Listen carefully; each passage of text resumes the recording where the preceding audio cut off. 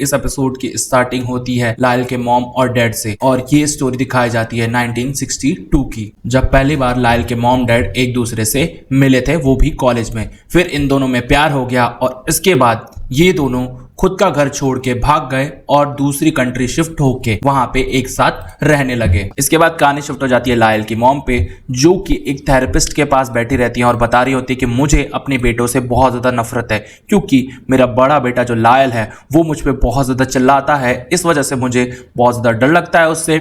और जो मेरा छोटा बेटा है वो एक नंबर का साइकोपैथ है। तो ये दोनों बहुत ज्यादा सरदर्द है मेरे लिए, जिस वजह से मैं बहुत ज्यादा परेशान रहती हूँ। लेकिन मैं अपना मन बहलाने के लिए मेकअप करती हूँ, घर को रेनोवेट करती हूँ और साथ साथ में एक प्लास्टिक सर्जरी करवाने वाली हूँ, जिससे मैं और ज्यादा खूबसूरत लगूंगी और मेरे पति जो है मेरे से और ज्यादा प्यार करने लगेंगे। अब यहाँ पे क्रिसमस का दिन आ जाता है, जहाँ पे सारे लोग सेलिब्रेट कर रहे होते हैं और तभी लायल और एरिक जो है अपने घर पे आते हैं। तब उसके पापा बोलते हैं जाओ जल्दी से बैठ जाओ, क्योंकि मैं सेंटा बन के आ रहा हूँ। और वो सेंटा बन के आते हैं, साथ में सबको गिफ्ट्स भी देते हैं। और इधर लायल और एरिक जब अपना गिफ्ट खोलते हैं तो उसमें एक किताब रहती है जिसमें बिजनेस के तौर तरीके सिखाए जाते हैं। और फिर उसके पापा बताने लग जाते हैं कि जब मैं यहाँ पे आया था मैं यही किताब पढ़ा करता था और रेस्टोरेंट में बर्तन धोया करता था, लेकिन मुझे वो काम बिल्कुल पसंद नहीं आया और धीरे धीरे उस किताब को पढ़ के मेरे को इतनी जानकारी हुई कि देख लो मैं आज लॉस एंजलिस का सबसे बड़ा बिजनेसमैन हूँ। अगले ही दिन लायल के फादर के पास फोन आता है कि आपके बेटे फिर से पकड़े गए हैं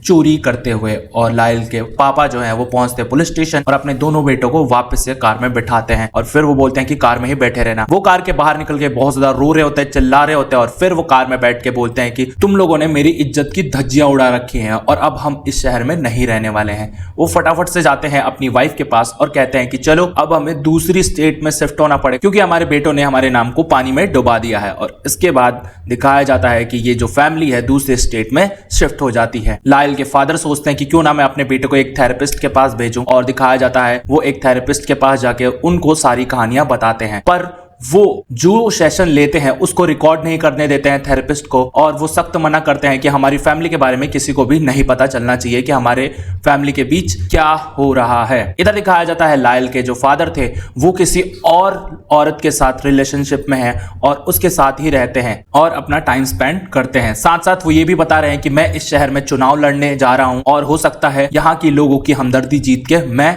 यहाँ का चुनाव भी जीत जाऊं। इधर दिखाया जाता है लायल के डैड जो हैं वो एक ट्रिप पे जा रहे हैं, जहां पे जिस लड़की से वो प्यार करते हैं वो लड़की भी आने वाली है। और लायल के मॉम को ये बात अच्छी तरह पता होती है, तब वो लड़ने लग जाती हैं उसके डैड से और कहती हैं कि जाओ उसी औरत के पास, मैं तो तुम्हें अब खूबसूरत नहीं लगती ना। और फिर लायल के डैड उस ट्रिप पे चले जाते हैं जहां पे वो बिजनेस डील करने जाते हैं और वो एक म्यूजिक कंपनी खोलने की बात करते हैं। और जो डील करने आया था फिर वो उनकी डील स्वीकार कर लेता है और ये भी बोलता है कि आपकी कंपनी में पूरा पैसा मैं लगाऊंगा। और फिर लायल के जो डैड हैं ये बिजनेस डील क्रैक कर देते हैं। इधर अगले सीन में दिखाया जाता है लायल और एरिक जो है एक प्ले लिख रहे हैं और साथ साथ वहां पे एरिक का दोस्त भी है। ये सब जब वो प्ले पढ़ के सुना रहे होते हैं अपनी मॉम को, तो उनकी मॉम उनका मजाक उड़ा देती है और कहती है कि क्या बच्चों वाला प्ले है, कोई भी नहीं आएगा तुम्हारे प्ले में। और फिर एरिक बहुत जोर जोर से चिल्लाने लग जाता है अपनी मॉम पे कि आप ऐसा नहीं बोल सकती हो।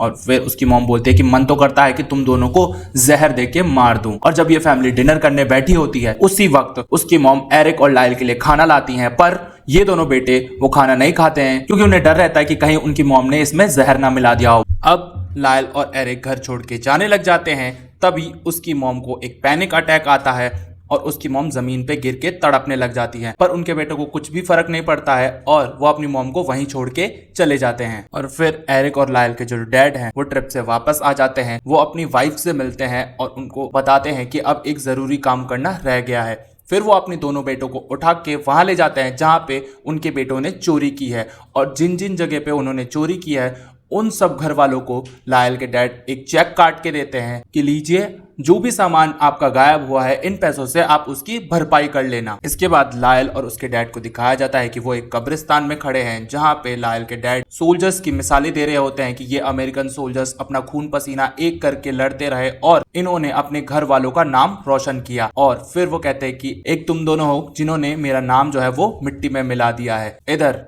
लायल साफ मना कर देता है कि देखिए आप चाहते हैं कि मैं इन जैसा बनूं तो मैं इन जैसा बिल्कुल भी नहीं बन पाऊंगा। और फिर लायल के डैड ये सुन के वहां से चले जाते हैं। अगले ही सीन में लायल का जो डैड है वो आता है एरिक के पास और उसे बोलता है कि देखो, तुम लायल की तरह बिल्कुल भी मत बनना और तुम एक अच्छे इंसान हो, तो तुम मेरा नाम रोशन करो और साथ साथ मैं तुम्हें सब कुछ दे दूंगा जो तुम्हें चाहिए। और इसके बाद एरिक जो है वो भी बदतमीजी करने लग जाता है अपने डैड से। इस वजह से उसके डैड को गुस्सा आता है और वो उसे उठा के ले जाते हैं रूम में और उसको खूब मारते हैं और टॉर्चर करते हैं। ये चीज करते हुए लायल की मॉम देख लेती है उसके डैड को, लेकिन वो कोई भी ऑब्जेक्शन नहीं उठाती है और चुपचाप अपने कमरे में चली जाती हैं। अब उसी रात लायल की मॉम जो है अपने पति के पास आके पूछती हैं कि क्या तुमने मेरे बेटे को परेशान करने की कोशिश की है। तब उसके डैड साफ साफ मना कर देता है कि नहीं, मैं बस अपने बेटों को मर्द बनाना चाहता हूं और एरिक को मैं इसलिए परेशान करता हूं क्योंकि मुझे लगता है वो किसी लड़के के साथ संबंध बना रहा है। और तभी उसकी मॉम कुछ नहीं बोलती हैं और सो जाती हैं। थोड़ी देर बाद उसकी मॉम एरिक के पास जाके कहती हैं अपनी पैंट उतारो और एरिक पहले तो ये चीज करने से घबराता है बट फिर वो अपनी पैंट उतार देता है, जिस वजह से उसकी मॉम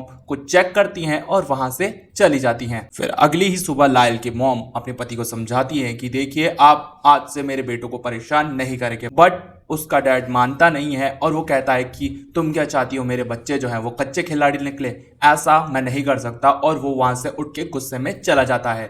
अब उसी दिन उसके मॉम और डैड जो हैं थेरेपिस्ट के पास जाते हैं, जहाँ पे थेरेपिस्ट सवाल करती है कि क्या आप दोनों अपने बच्चों को पनिश करते हैं या टॉर्चर करते हैं। तो फिर उसके मॉम और डैड जो है साफ साफ मना कर देते हैं कि नहीं, हम अपने बच्चों को बिल्कुल भी नहीं पनिश करते हैं। और फिर उसके डैड तो कुछ ज्यादा ही गुस्सा हो जाते हैं और कहते हैं कि अब हमें कोई भी सेशन नहीं करवाना है आपसे। और फिर उसके डैड जो है वहां से उठ के चले जाते हैं। अब लायल के मॉम डैड जो है अपना थेरेपिस्ट चेंज करते हैं। वो थेरेपिस्ट जो है उन्हें एक सलाह देता है कि आप लोग अपनी एक फैमिली फोटो करवाइए जिसमें आप लोग खुश रहेंगे। और आपकी बातों से पता लग रहा है कि आप लोगों ने एक साथ अभी तक कोई भी इवेंट प्लान नहीं किया है, जिस वजह से वो लोग एक फैमिली फोटो करवाते हैं जहां पे ये फैमिली जो है काफी खुश नजर आती है।